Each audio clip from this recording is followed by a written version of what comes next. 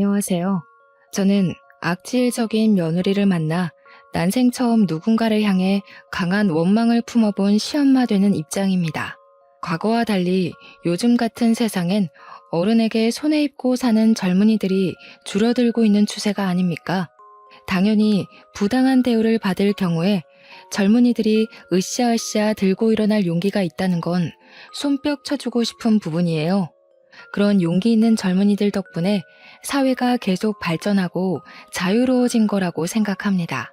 하지만 때와 장소를 모르거니와 늙은이라면 무조건 틀렸다고 생각해 태클을 거는 젊은이들은 요즘 사회의 분위기를 잘못 읽은 게 아닌가 싶어요.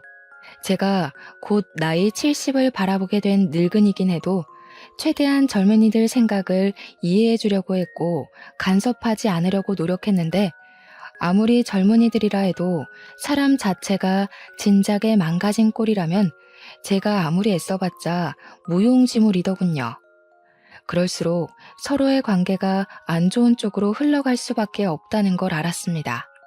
반평생 이상을 살았음에도 나름대로 큰 고비 없이 살아왔는데 처음으로 제 심장이 나락으로 떨어지는 일을 겪었습니다. 그게 우리 아들 며느리 때문이라는 것이 무엇보다 가슴이 아프네요. 우리 며느리 얘기 한번 들어보고 가주시겠어요? 저와 남편한테는 정말 작고 소중한 아들이 하나 있습니다. 저는 현 남편과 재혼을 한 사이인데요. 제가 전 남편과 이혼을 한 이유는 난임 때문이었습니다. 그 시절에는 애 하나 제대로 낳지 못하면 소박 맞고 이혼당하는 게 흔한 시절이었어요. 그런 시대에서 저는 결혼 2년 차에 불임에 가까운 난임이라는 진단을 받고 말았고 시모의 구박과 남편의 방관을 못 이겨 1년 만에 시댁을 스스로 나오고 말았습니다. 사실은 쫓겨난 거나 마찬가지죠. 원치 않는 합의 이혼으로 이혼녀가 되어버렸으니까요. 그래도 제가 나름 성실하게 살았던 덕분인지 늦게나마 좋은 인연을 만나게 되었는데요. 다행히 착한 남편을 얻는 덕에 제 인생엔 결코 없을 줄 알았던 소중한 아기를 낳을 수 있었습니다. 제가 난임은 맞지만 시술을 통해 극적으로 얻게 된 아이라서 제겐 우리 아들이 처음이자 마지막인 자식이었고 흔쾌히 제 목숨을 내걸 수 있을 만큼 무척 소중한 존재입니다. 보통 그렇게 귀하게 얻은 자식이라면 과잉보호 방식으로 육아를 했겠다고 말씀들 하지만 저는 오히려 반대였어요. 둘도 없는 소중한 아이이기 때문에 우리 아들을 제 품에 가둬두기보단 원하는 대로 누리며 살도록 만들어주는 게 목표였습니다. 한편으론 당연히 부모로서 자식이 뭐라든 걱정되었죠. 저도 다른 부모들처럼 내 아이가 최고고 내 아이가 제일 잘나고 똑똑하다는 생각을 했고 계속 신경 써주고도 싶었고 학원을 2개, 3개 보내주고도 싶었어요. 하지만 오로지 우리 아들만 생각해서 그런 집착스러운 마음은 묻어두려고 노력했을 뿐입니다. 그건 남편 생각도 마찬가지였어요. 저와 남편은 어렵게 살아온 형편은 아니었습니다. 남편은 당시 이미 30대의 나이에 경양식 돈가스 집을 운영하고 있었어요. 번화가에 위치해 있었는데 돈가스도 팔고 파스타도 팔고 각종 브런치를 팔아서 나름 장사도 잘 되던 가게였습니다. 그러니까 저는 그때 남편의 돈가스 집에 아르바이트생으로 갔다가 처음 만나게 된 사이였어요. 당시 제가 돈가스 가게에 지원했을 때 나이가 28살이었습니다. 첫 번째 결혼을 25살에 했는데 3년간 난임으로 시댁에 시달리다가 이혼하고 나와서 먹고 살기 위해 도전한 일이 바로 돈가스집 알바였던 거예요. 그 돈가스 가게를 사전 조사해봤을 땐 아르바이트생 대부분이 20대 초반 대학생들로 많이 이루어져 있더라고요. 그래서 지원서를 넣었다지만 솔직히 연락도 안 오고 바로 탈락될 줄 알았습니다. 그런데 남편이 제게 흔쾌히 면접의 기회를 주었고 경력 없는 제게 일할 기회까지 준 거였어요. 남편은 정말 좋은 사장님이었습니다. 일한 지 한 1년 지났을 때는 제가 한번 남편한테 아무런 경력 없는 나를 왜 뽑아줬냐고 물어본 적이 있었습니다. 그랬더니 남편 하는 말이 가게 차리기 전 과거에 힘들었던 자신을 보는 것 같아서 저한테 동질감을 느꼈다고 하더라고요. 불쌍해서가 아니라 힘이 되어주고 싶었다고 했습니다. 자기도 남들보다 늦은 나이까지 가난에 허덕여서 제대로 뭘 하지도 못하던 사람이었는데 그때 자신에게 손길을 내밀어준 사람들을 잊지 못하고 계속 챙길 정도로 큰 힘이 되었다고 하더군요.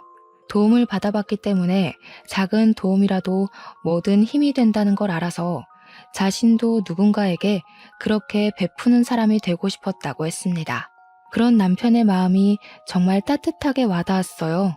이혼녀가 된 이후로 저는 제가 정말 별 볼 일 없는 존재라고 생각했거든요. 남편이 보여준 마음 덕분에 저도 모르게 감정이 많이 흔들렸는데 어느새 남편을 더 알아가고 싶고 계속 같이 있고 싶다는 생각이 들더군요. 정말 감사하게도 남편이 먼저 제게 호감을 표현해주는 덕분에 저희는 진지한 만남을 가질 수 있게 되었고 그 인연이 오래되어 제가 31살이 되었을 때 남편과 결혼을 하게 되었습니다. 저는 결혼 전에 남편에게도 난임 사실을 솔직하게 고백했어요. 남편은 그런 것 상관없다고 나만 보고 결혼한 거라서 아이에 대한 스트레스는 받지 말라고 하더라고요. 저의 난임 사정을 이해해준 남편에게 고마워서 저는 적극적으로 시험관을 알아봤습니다. 남편이 저를 좋아해서 그렇게 양보를 해준 거지 사실은 아이를 원치 않는 게 아니라는 걸 눈치껏 알았기 때문에 저도 남편한테 노력하는 아내가 되고 싶었어요. 그 마음을 하늘이 알아준 건지 열심히 바라고 또 바란 노력 끝에 임신에 성공을 하게 되었습니다.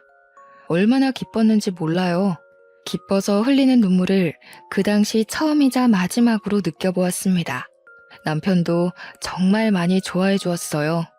제게 고생했다고 앞으로는 자기가 뭐든 간에 다 해주겠다며 또 고마운 마음을 표현해 주는데 그 순간 제 주위에만 꽃이 흩날리는 것 같았습니다. 요즘이야 관리만 잘하면 40대에도 아이를 낳을 수 있잖아요. 그런데 그 시절엔 제 나이 30이면 많이 늦은 노산이었어요. 그럼에도 불구하고 저는 33살에 문제없이 아들을 낳는데 성공을 하였습니다.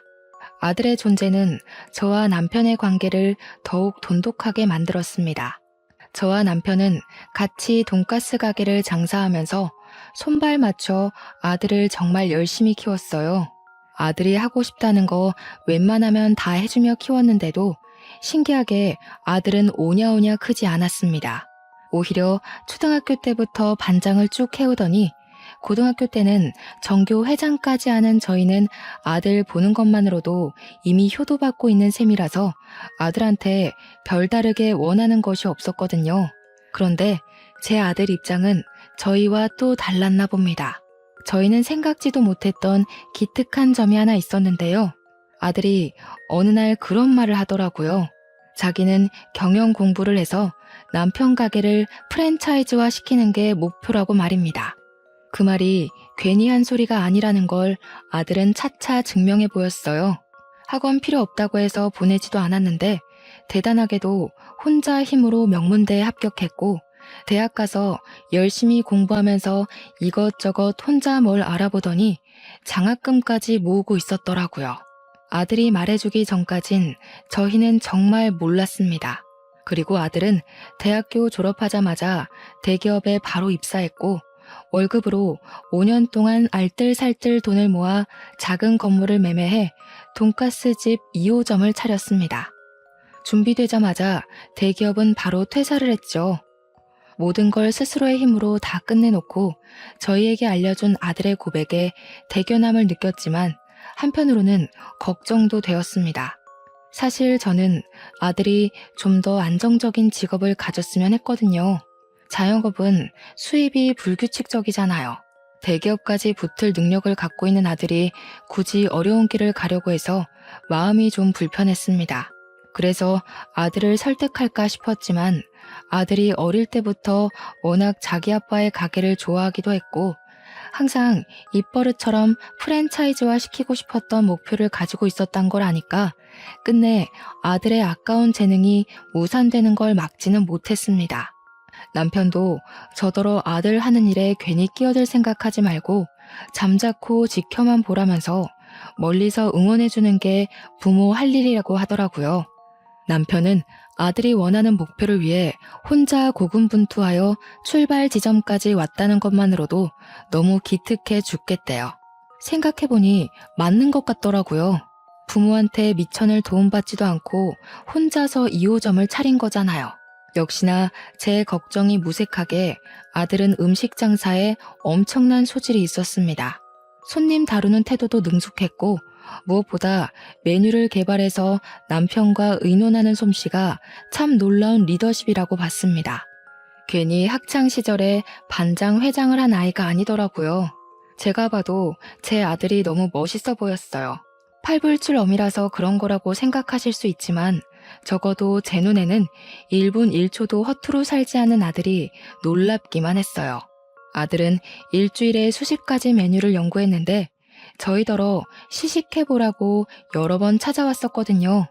신기하게 저희처럼 나이 든 사람 입에도 전혀 부담 없이 맛있더라고요. 요리에 센스도 있고 요식업에 성공하고자 열정이 가득 찬 아들을 보니 남편 말이 맞는다는 걸 깨달았습니다. 우리 아들은 원래부터 알아서 잘하는 사람인데 제가 또 괜히 걱정을 했던 거죠. 저는 그 뒤로 남편처럼 멀리서만 아들을 지켜보며 응원했습니다. 그렇게 새로운 신메뉴부터 인기 메뉴까지 선보이다 보니까 1호점보다 홀 크기가 훨씬 작은 2호점 매출이 더 많이 나오는 지경에 이르렀어요. 아들이 오로지 혼자 이뤄낸 성과물이라서 얼마나 자랑스러운지 모릅니다. 아들은 신메뉴의 보장을 확실히 본 뒤에 1호점에도 출시를 시켰고 1호점, 2호점 모두 매출 폭등의 기적을 일으켰습니다. 정말 대견하지 않습니까? 덕분에 남편은 그동안 찍어보지 못했던 매출까지 찍으면서 직원을 2명 더 구해야 하는 상황까지 왔어요. 저는 손님들에게 제 아들이 성공해서 부모 호강시켜준다고 엄청 자랑도 많이 했습니다. 우리 멋진 아들, 도무지 팔불출처럼 자랑하지 않고서는 못 배기겠더라고요. 아들이 이렇게만 지내주다가 좋은 사람한테 장가간다면 더없이 행복할 거라 생각했는데 아들이 장가를 가자마자 저는 제 인생 처음으로 낭떠러지 앞에 우뚝 서게 됩니다. 한 번도 속 썩인 적 없는 똘똘한 우리 아들한테서 정말 상상도 못할 큰 스트레스를 받은 적이 있었는데요. 정확히는 아들이 아니라 아들이 달고 온 혹 때문에 제가 뒤로 넘어갈 뻔한 일을 겪게 되었죠. 30대가 된 아들이 결혼할 여자라고 데려온 며느리는 당연히 첫 대면에선 문제가 없었습니다. 어머님 하면서 우리 아들처럼 사교성도 좋았고 젊은 사람같이 싱그럽게 애교도 곧잘 부렸어요. 딸 없는 서름을 그때 처음 느꼈을 정도로 며느리는 예쁜 짓을 많이 했습니다. 무엇보다 제가 며느리를 마음에 들어했던 건 며느리가 동물병원 간호사였기 때문이었어요. 저와 남편은 결혼을 하면서 귀한 아들을 얻기 전에 새 식구를 둘이나 들인 적이 있는데요. 누가 남편 가게 앞 전봇대에다가 버리고 간 유기견들입니다. 당시 작고 하얀 개가 2마리 있었는데 병원에 데려가서 물어보니 둘 다 3개월 정도 된 아이라고 하더군요. 저희 부부가 손수 건강검진까지 시켜줬는데 다행히 저희가 빨리 발견해주는 덕에 건강에는 문제가 없었습니다. 문제는 그 강아지들을 버리고 간 주인이었어요. 치료나 검사는 마쳤지만 이 강아지들을 다시 전봇대 앞에 데려다 놓을 수가 없겠더라고요. 주인 전화번호가 있는 것도 아니었고요. 제가 차마 강아지들을 떠나지 못하고 있으니 고맙게도 남편이 먼저 저한테 키워보자고 제안을 먼저 해주었어요. 강아지들을 저희가 키우기로 한 이유는 저 때문이기도 하지만 제가 그날 남편에게 가게에서 프로포즈를 받은 날이기도 했거든요. 같이 마감하고 집에 가려던 차에 개들을 발견했기 때문에 뭔가 특별한 날에 주어진 선물 같은 존재라고 느꼈습니다. 그때만 해도 제가 난임이라서 애를 못 낳을 줄 알았거든요. 그래서 강아지들을 우리 자식들로 생각하며 키우기로 한 거였어요. 그런데 그 후로 기적처럼 아들이 태어났고 아들도 강아지들이랑 남매처럼 정말 잘 지냈습니다. 나이가 들어 무지개 다리를 건넌 개들이 낳은 새끼가 있었는데 며느리가 들어왔을 때는 그때 그 새끼들이 성견이 되어 있던 상태였어요. 며느리가 동물병원 간호사라니까 괜히 우리 강아지와 잘 맞을 것 같고 좋은 식구가 되어줄 것 같다는 생각이 들더라고요. 아들이 여자 보는 눈까지 좋아서 이렇게 동물의 진심인 며느리까지 들어왔구나 싶었습니다. 모든 세상이 제 편에 서서 저를 응원해준다고 생각했어요.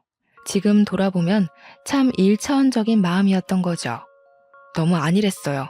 아들이 결혼하고 신혼여행 다녀온 뒤 아들과 며느리가 저희 집에서 하룻밤 자게 되었는데요. 모두가 각자 잠자리에 든 새벽, 거실 밖에서 개들이 자꾸 짖는 소리가 들리는 겁니다. 남편은 골아떨어져서 몰랐는데 저는 원래 잠기가 예민해서 방음 잘 되는 방이라도 애들 소리를 잘 듣곤 했습니다. 평소 불 다 꺼진 새벽에는 개들이 짖지 않는데 무슨 일인가 싶어 슬쩍 나가봤거든요. 그런데 의외로 며느리 목소리가 같이 들리더라고요. 이 개놈 자식들이 가만 안 있어? 아, 침 흘리는 것 좀 봐. 더럽게 어딜 가까이 오려고. 주워온 개들이 낳은 새끼들이래. 접종이나 제대로 했는지 모르겠다. 아이씨, 저리 안 가? 며느리는 우리 개들을 발로 쭉 밀어내며 누군가랑 통화하고 있었습니다. 결혼 인사 왔을 때만 해도 우리 개들을 사랑스러운 눈으로 봐주던 며느리가 저희 애들을 개만도 못한 취급하는 걸 보고 충격 먹었어요. 제가 용화시켜 사연을 쓴 거지 실제 며느리 행실은 감히 누구한테 일러주기 무서울 정도로 과격했습니다. 그날 본 며느리는 제가 알던 며느리와 완전히 다른 분위기였어요. 너무 놀라서 오히려 제가 오해한 게 아닌가 생각하려고 애썼습니다. 그래서 아무한테도 말하지 않고 저만 수시로 고민하면서 밤을 새웠어요. 다음날 아침 돼서 다시 보게 된 며느리는 제가 알던 며느리처럼 개들한테 상냥한 간호사더라고요. 그만 신혼집으로 돌아간다고 나서면서도 개들이랑 헤어지는 걸 아쉬워하며 떠났습니다. 그 이후로 이틀이 지났는데도 마음 한구석에 찝찝한 마음이 사라지지 않더라고요. 제가 한번 신경이 쓰이면 그 부분이 해결될 때까지 고심을 길게 하는 편이라서 결국엔 제가 직접 아들 가게에 방문을 했다가 아들한테 슬쩍 물어본 적이 있었어요. 새아기에 대해서 궁금한 게 있어 찾아왔다. 네가 분명 새아기 만날 때 우리 집에 개 키운다고 얘기를 했다 했지? 그때 정말 강아지 좋아한다고 말을 했었니? 당연하지. 개 싫어하는 사람이 동물병원 간호사를 했겠어? 개나 고양이 가리지 않고 환장하는 애야. 근데 갑자기 왜 그런 걸 물어? 정말 그것 때문에 여기까지 찾아온 거야? 아, 그러니? 아니다. 내가 아무래도 착각했나 봐. 유라한테는 내가 이런 거 물었다는 거 말하지 마. 괜히 오해 생길라. 그때만 해도 저는 제가 역시 착각한 거라고 생각했습니다. 그날 집에서 본 며느리의 괴팍한 얼굴을 잠결에 잘못 보고 잘못 들은 거라고 봤어요. 하긴 동물을 싫어하는데 어떻게 동물병원 간호사를 하겠습니까? 그날은 며느리에게 제가 모르는 사정이 있어서 그랬을 거라고 이해하고 넘겼습니다. 그런데 말입니다. 또 한 번 며느리의 실체가 의심스러운 정황을 저만 목격하게 된 적이 있었는데요. 제가 남편이랑 같이 출근했다가 근무하던 중간에 집에 볼 일이 있어서 혼자 집에 잠깐 돌아간 적이 있었거든요. 근데 신발장에 모르는 신발이 널브러져 있더라고요. 마치 어린아이가 마구잡이로 벗어놓은 것처럼 구부러져 있듯 놓여 있었습니다. 우리 아들 신발이라기엔 작은 것 보니 며느리의 것 같았어요. 며느리한테 도어록 번호를 알려준 적이 없는데 아마 아들이 알려줬나 봅니다. 그럼 연락이나 줄 것이지 연락도 없이 집에 무슨 일로 온 건가 싶더라고요. 신발도 가지런하게 두지 못하고 연락도 없이 함부로 시댁을 찾아오고, 여기서 저는 며느리에게 조심성이 좀 부족하구나라는 걸 느꼈습니다. 그리고 우리 개들은 웬만해선 집안에서 잘 짖지를 않는데, 그날은 현관문 열자마자 3마리의 왈왈거리는 소리가 귀를 때리더라고요. 희한하게 며느리만 있으면 개들이 그렇게 짖어요. 이건 남편이랑 아들은 모르고 저만 눈치챘던 부분인데, 알 때마다 기분도 별로입니다. 그리고 애들 소리에 뒤이어 함께 들리는 며느리의 고성은 또 한 번 며느리의 실체를 의심하게 만들었어요. 야, 이 새끼들이. 냄새나 죽겠네. 저리 안 꺼져? 확 갖다 버린다. 내가 너희처럼 시끄러운 애들 한두 번 보는 줄 아니? 다시는 못 짖게 만들어버릴 수도 있어. 그때만 생각하면 제가 아직도 온몸에 털이 바짝 서요. 며느리는 우리 개들에게 쌍욕을 섞어가면서 하찮은 짐승 취급을 하고 있었는데요. 또 우리 애들을 함부로 건드리기라도 했는지 애들이 깨갱거리는 소리도 나더라고요. 그 순간 심장이 벌렁거릴 정도로 너무 놀라서 다리가 후들거렸습니다. 며느리의 계속되는 욕지거리에 저는 얼른 신발을 벗고 안으로 들어갔어요. 주방에서 들리는 소리였고, 가까이 가보니까 며느리가 냉장고를 뒤지면서 개들과 씨름 중이더군요. 어머나, 이게 뭔 난리야? 세아가, 너 거기서 뭐 하는 거니? 왜 연락도 없이 들어와서 남의 집 냉장고를 뒤지고 있어? 개소리 때문에 얼마나 시끄러웠는지 며느리는 제가 온 줄도 몰랐나 봅니다. 제 목소리에 돌아보더니 끽 소리를 지르며 눈을 동그랗게 뜨더라고요. 그러면서 금세 제가 알던 상냥한 며느리 얼굴로 돌변했습니다. 아, 어머님 언제 오셨어요? 남편 말로는 자기 좋아하는 반찬을 어머님이 만들어놨다고 나중에 가져가라고 하셨다던데, 제가 몸이 안 좋아서 오늘 반찬했거든요. 일찍 집에 가는 김에 그 반찬 챙겨가려고요. 그럼 그렇다고 연락이라도 했어야지. 사람도 없는 집에 들어와서 도둑고양이처럼 왜 그러고 있어? 게다가 너 아까 우리 애들한테 욕했어? 저는 어머님 아버님 출근하셔서 방해될까봐 연락 못 드린 건데, 강아지 일은 오해세요. 개들이 자꾸 저를 물려고 하길래 놀라서 그만 말이 강하게 튀어나왔나 봐요.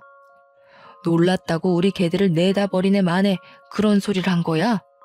너는 동물병원 간호사라면서 개들 다루는 법도 모르니? 너희 동물병원에서는 애들이 말 안 들으면 막 그렇게 욕해? 유기할 거라고 겁박 주고? 말하다 보니 이전에 봤던 며느리의 모습까지 겹쳐 떠올라서 저도 모르게 며느리를 몰아붙였더라고요. 단지 그동안 며느리에게 경고하고 싶었던 말을 다 해버렸던 거였어요. 그런데 제게 은근히 대꾸 잘하던 며느리가 점차 변명거리가 없는지 갑자기 눈물을 보이는 거 아니겠어요?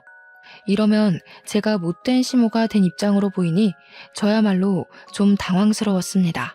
그래도 제가 어머님 아들 배우자이고 며느리고 같은 식구인데 어떻게 걔보다 저를 못난 취급하세요? 너무해요, 어머님. 요즘 세상에서 어머님처럼 그렇게 며느리 갈굼하시면 꼰대 소리 들어요. 요즘은 인권이 워낙 중요한 시대라서 아랫사람이라도 조심히 대하셔야 된다고요. 훌쩍이던 며느리는 그대로 집을 뛰쳐나가 버렸습니다. 며느리가 서러운 마음에 그랬다는 건 알겠는데 발언 내용이 너무 기가 차서 한동안 자리를 뜨지 못하겠더라고요. 며느리가 울기까지 했으니 저는 당연히 그 일이 아들 귀에 들어갔을 거라고 생각했습니다. 아니나 다를까 아들이 퇴근 시간쯤에 우리 가게로 찾아왔어요. 역시 오자마자 며느리 얘기를 하는데 며느리는 제가 생각했던 것보다 더 우습게 상황을 설명해 놓았더군요. 엄마, 낮에 와이프랑 문제 있었다면서. 와이프 말로는 엄마가 마음대로 집에 들어온 거랑 걔들 때문에 섭섭하게 했다던데.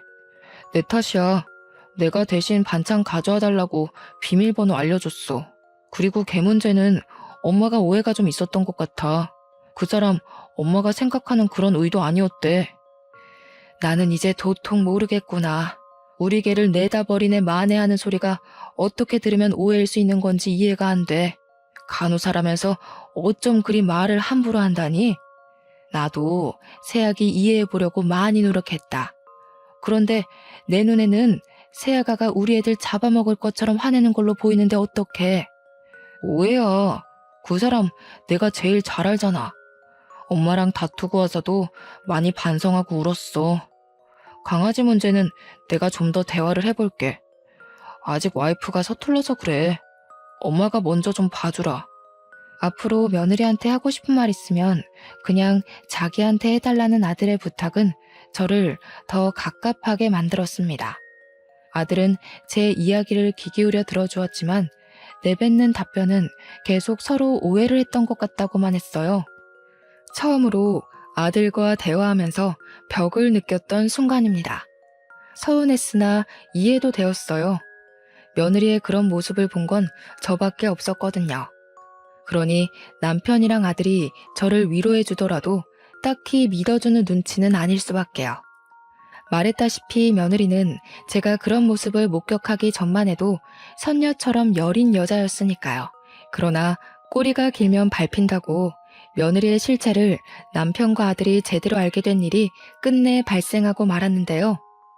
저희 개들이 감기에 걸렸을 때였어요. 폐렴 검사를 해봐야 될 것 같아서 아들 제안으로 며느리 병원에 맡긴 적이 있었습니다. 솔직히 저는 며느리 병원에 맡기는 것이 탐탁치 않았지만 아들이 직접 개들을 데려간 거라 어쩔 수가 없었어요. 아들은 며느리한테 개를 맡기고 바로 출근을 했고 며느리가 퇴근할 때 아들이 태우러 가서 같이 우리 집에 넣어주기로 약속이 되었습니다.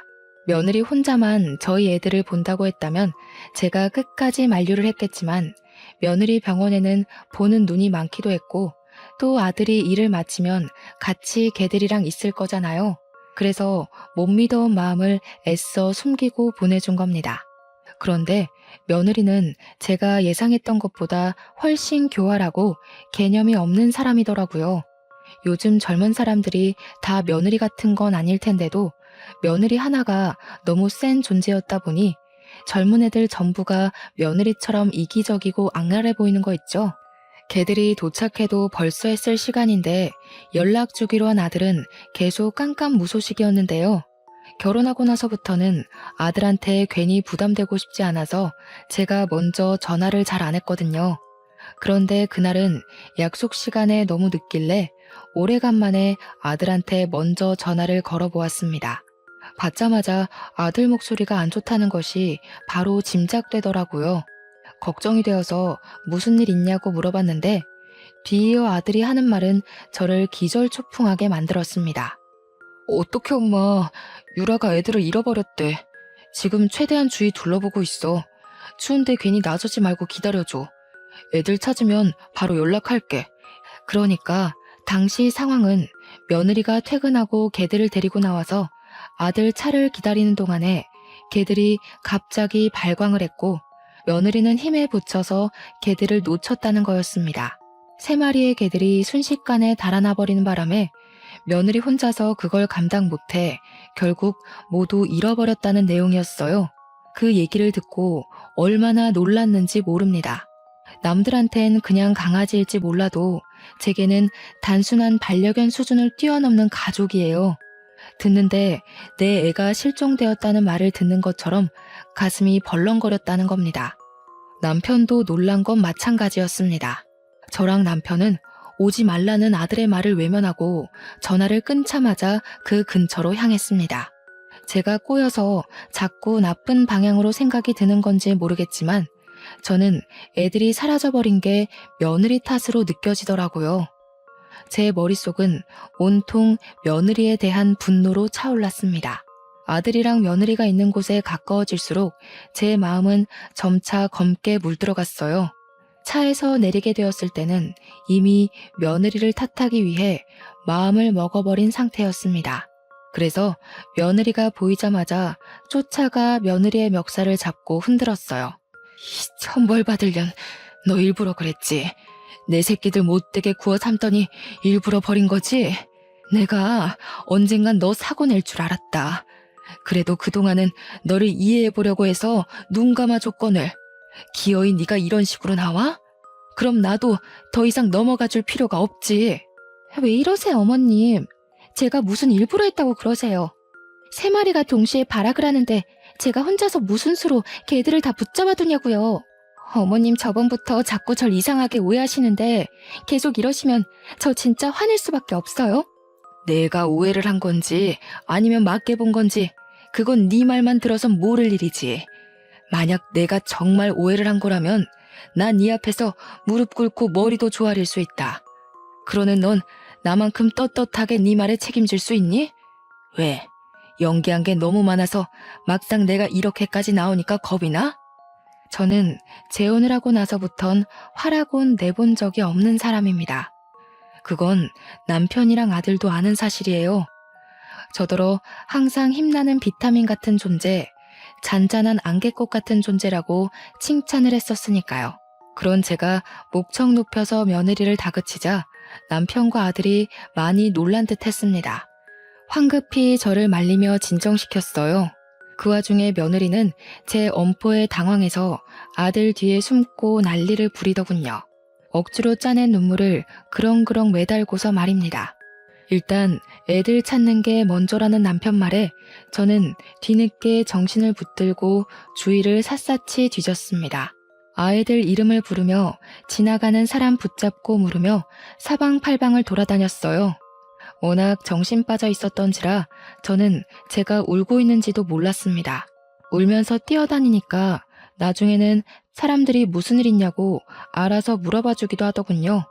하지만 당장 그날에 아이들을 찾는 건 실패하고 말았습니다. 너무 절망적이었지만 주저앉아만 있는다면 아이들 찾을 기회는 영영 사라질 테니 저는 정신 똑바로 차리고 매일매일 방도를 찾았죠. 제가 가게 일도 못 보고 아이들 찾는 데만 몰두하고 있으니 남편도 제 곁에서 손길을 보태주었고 아들이랑 며느리도 퇴근하면 저를 도와 실종 전단지라도 더 나눴습니다. 반드시 찾을 거라는 일념 하나만 생각하며 움직였는데 제가 무슨 짓까지 했냐면 거리에 주차된 블랙박스랑 주위 건물 CCTV까지 제발 사정하고 부탁해서 확인을 했어요. 도로 CCTV의 경우 경찰의 허가가 있어야 된다고 하길래 그런 것까지 알아볼 정도로 진심을 쏟아부었죠. CCTV를 확인할 때 남편은 제 곁을 지켜줬고 아들이랑 며느리는 출근 때문에 적정 시간만 돕다가 집으로 돌아간 상황이었습니다. 그렇게 확인한 CCTV 자료에서 저는 며느리 실체에 대한 확신을 얻은 셈이었고 남편은 생소한 며느리 모습에 굉장히 충격을 받았어요. 제가 확인했던 블랙박스, CCTV를 다 조합해보면 며느리가 우리 애들을 일부러 버렸다는 걸 쉽게 알 수 있었습니다. 카메라에 며느리 모습이 대거 찍혀 있었는데 며느리가 인도에서 나오더니 주위를 둘러보다가 개들을 도로 쪽으로 풀어버리는 거 아니겠어요? 그렇게 며느리에게서 해방된 개들은 도로를 막 뛰다가 차편의 위협을 받기도 했고 중구난방으로 방향까지 못 잡다가 건너편으로 사라져 버렸습니다. 다행히 차들이 신호를 받은 상태여서 2차 사고 위험은 없었어요. 그땐 아들이 며느리에게 당도하기 전이라서 그 사실을 알고 있는 사람은 저와 며느리뿐일 겁니다. 남편도 이제야 며느리의 진짜 얼굴을 알게 되었으니 충격이 클 테죠. 마치 제가 며느리의 실상을 처음 봤던 순간처럼요. 모든 걸 본 저와 남편은 며느리한테 나란히 화가 나서 이거 이대로 두면 안 되겠다는 생각을 했습니다. 우선 저희가 장사 자리를 너무 오래 비웠기 때문에 남편은 장사로 돌아가야 했고 나중에 아들을 따로 불러서 며느리가 일으킨 사건에 대해 논하기로 했습니다. 그리고 저는 아침부터 당장 며느리 동물병원으로 찾아갔습니다. 제가 동물병원에 등장하자 며느리가 좀 놀라더라고요. 그러더니 금세 저를 걱정하는 얼굴로 잠 좀 주무셨냐고 묻는 겁니다. 저는 거기다 대고 바로 귀싸대기를 날렸습니다. 사람들 눈도 신경 쓰지 않고 말입니다. 개만도 못한 년. 네 편 안 들고 개들 편 들어서 섭섭하다고 했니? 어떻게 너를 개보다 못한 취급하냐고 했어? 몰라서 물어? 네가 그런 취급밖에 못 받은 건 애초에 네가 개만도 못한 년이기 때문이야. 주워온 개라고 세균 취급하는 네가 어떻게 동물병원 간호사가 됐는지 모르겠네. 여기 직원들이랑 보호자들은 아니? 네가 지난밤에 우리 애들 유기시켰다는 거? 당시 시간이 아침이었던지라 방문자가 많았고 직원들도 다들 모여있던 차였는데 제 말을 듣고 모두가 놀라서 며느리에게 시선을 던졌어요. 당황한 며느리는 얼굴이 시뻘개져서 저를 어떻게든 끌고 나가려고 했습니다. 저는 그런 며느리를 밀치고 원장이라는 사람을 찾기 위해 이리저리 돌아다녔죠. 그리곤 원장실 한 곳을 들어가 의사 선생님한테 다짜고짜 CCTV를 보여주었습니다. 선생님, 여기 이 아가씨가 안고 있는 강아지 3마리를 어떻게 하는 걸로 보이세요? 놓친 게 아니라 일부러 놓은 걸로 보이지 않나요? 이 강아지들 기억나시죠? 우리 며느리 믿고 여기 병원에서 치료받은 애들인데요. 의사 선생님은 당연히 우리 애들을 알아보았고 그 강아지들이 며느리 시댁되는 집안의 강아지라는 것까지 기억하고 있었습니다. 그리고 의사 선생님도 화면 속의 아가씨가 우리 며느리라는 걸 바로 눈치채더라고요. 어째서 아이들을 유기한 거냐고 저한테 묻길래 저는 제가 알고 있는 며느리의 실체를 낱낱이 밝히며 증거 영상까지 모두 보여주었어요. 그러면서 이렇게 몰상식한 인간을 직원으로 쓰지 말고 당장 해고하라고 했습니다. 해고 안 하면 이 영상을 동물병원 이름을 달고 인터넷에 올릴 수도 있다고 했더니 자기 개인 병원 명의를 실추시킬 수 없던 수의사가 알겠다고 약속을 해주더군요. 의사 선생님이 시켜서 못 들어오고 있던 며느리는 제가 원장실을 나서자마자 저를 잡아 끌고 탕비실 같은 데로 데려갔습니다. 주위에서 말리려고 했는데 며느리가 악을 지르는 바람에 다들 식겁해서 어쩌지 못했죠.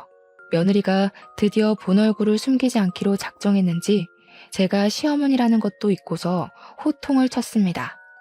남의 직장까지 와서 대체 무슨 행패예요? 그래요. 내가 그 녀석들 좀 풀어줬어요. 걔들 때문에 남편이 나랑 아이 가질 생각을 안 하잖아요. 남편이 계속 걔들 노견이라고 살아있을 때 추억 많이 만들어야 된다면서 개소리만 하길래 답답해서 그랬어요. 못된 것. 내 아들이 너 이런 애인 줄 알면 상종도 안 할 거다. 어디서 이런 짐승만도 못한 사람이 우리 집에 들어와서 앞길을 틀어막아. 우리 애들이 너만 보면 짖던 것도 다 이유가 있었던 거야. 네가 보통 애가 아니라는 걸 알고서 그렇게 표현을 해댔던 거였어. 아, 지겨워. 자꾸 내 새끼 우리 자식 하면서 의미 부여하시는데 그래봤자 걔는 걔예요. 그것들은 사람보다 못한 것들 맞는다고요. 저 동물병원 간호사인 거 잊으셨어요? 그런데 의미 넣는 어머님이야말로 정신병 있는 겁니다. 병원 가보세요. 너 말 잘했다. 네가 이렇게 나와주길 바라고 내가 소형 카메라를 산 거야. 고소당할 준비나 하거라. 세상 무서운 줄 모르고 어디서 그런 상식 없는 행동을 해. 네가 저지른 행실 내가 아주 단단히 떠벌려 줄 테니까 각오해라. 제가 가방을 단단히 챙겨 들고 탕비실을 나가는데 며느리가 당황해 있다가 뒤늦게 어머님 소리를 지르며 튀어나왔습니다. 그리고는 주위 사람 시선은 안중에 없는지 제 가방만 잡고 늘어지더군요. 제가 무게의 중심이 휘청거려 고꾸라지자 지켜보던 직원들이랑 보호자들이 다 같이 나서서 도와주었습니다. 의사 선생님 2명까지 나와서는 저를 부축해주면서 며느리를 향해 무슨 짓이냐고 혼쭐을 내었어요. 남들이 뭐라고 하든가 말든가 며느리는 미친 듯이 제 가방만 뒤지면서 내용물을 다 쏟아냈고 수영 카메라 어딨냐고 소리치기만 했습니다. 내가 정말 너를 볼 때마다 심장이 두근거린 이유가 다 있었네. 카메라 같은 건 없다. 그런데 이제 그게 무슨 소용이니? 이미 너의 그 추악한 실체를 본 사람들이 이렇게 많아졌어. 여기 모든 사람들의 눈과 기억을 가리지 않는 이상 더는 못 숨긴다. 며느리가 제 말을 듣고 정신을 차렸을 땐 이미 사람들한테 경멸의 시선을 받고 있을 때였습니다. 의사 선생님들은 그 자리에서 며느리에게 해고 통보를 하였고 보호자들은 대놓고 며느리를 욕하면서 며느리 담당으로 된 보호자들은 당장 관리 선생님 바꿔달라고 원성이 많았습니다. 그리고 남편이 아들을 불러서 얘기를 했는지 아들 또한 며느리 실체를 알고 충격을 많이 받았고 집에서 며느리랑 둘이 대판 싸운 걸로 알고 있어요. 결국 이혼을 받아들이지 못하는 며느리를 대상으로 아들은 소송을 시작했고, 똑똑한 아들은 며느리의 행실이 담긴 영상들을 정리해서 변호사에게 제출을 했습니다. 개중에는 동물보호법에 위반된 행동도 있어서 며느리에게 내려질 처벌은 위자료 외에 수백만 원의 벌금이 보태어질 예정이라고 하네요. 무슨 난리인지도 모를 판이 벌어지고 난 후 우리 집 개들을 찾을 수 있었는데 다행히도 다른 동물병원에서 보호를 해주고 있었더라고요. 마지막으로 본 날보다 조금 꼬질꼬질해졌지만 정말 무사하고 건강하게 발견돼서 얼마나 다행이었는지 모릅니다. 착실하게도 셋이서 같이 붙어 다녔나 봐요. 병원에서도 처음 발견했을 때 3마리 같이 있었다고 하더라고요. 그 뒤로 며느리가 울고불고 자신을 질책하며 아들을 붙잡았지만 아들은 며느리만 보면 가족 같은 반려견들이 유기되었던 악몽이 떠올라 괴로워했습니다. 그래서 자꾸만 집 앞에 찾아오는 며느리에게 쌍욕까지 하면서 완전 절연을 해버렸어요. 무슨 용기인지 모르겠으나 우리 아들한테 안 통하니까 이해가 저한테까지 매달리기 시작하는 거 있죠. 어머님, 제가 잘못했어요. 어머님이 저보다 개들을 더 예뻐하는 것 같아서 질투나서 그랬던 거예요. 제가 정말 실수했어요. 한 번만 용서해 주세요. 저희 아빠 엄청 보수적이라서 저 이혼당한 거 알면 진짜 큰일 나요. 너는 내가 아주 만만한가 보구나. 들키면 눈 감아주고 빌면 넘어가주고 하니까 나를 아주 쉽게 봤나 본데. 잘못에 대한 대가를 받아야 다신 헛짓거리 안 하지 않겠니? 가서 너희 부모한테 다시 교육받고 똑바로 살거라. 며느리를 그렇게 쫓아보내버렸더니 저희 가정은 기다렸다는 듯 바로 평화가 찾아왔습니다. 그리고 아들은 제게 그동안 믿어주지 않아서 죄송하다고 사과를 했어요. 남편도 저더러 혼자 며느리 실체를 눈감아주고 있느라 버거웠겠다면서 미안하다고 하더군요. 저는 애초부터 아들과 남편을 원망하진 않았습니다.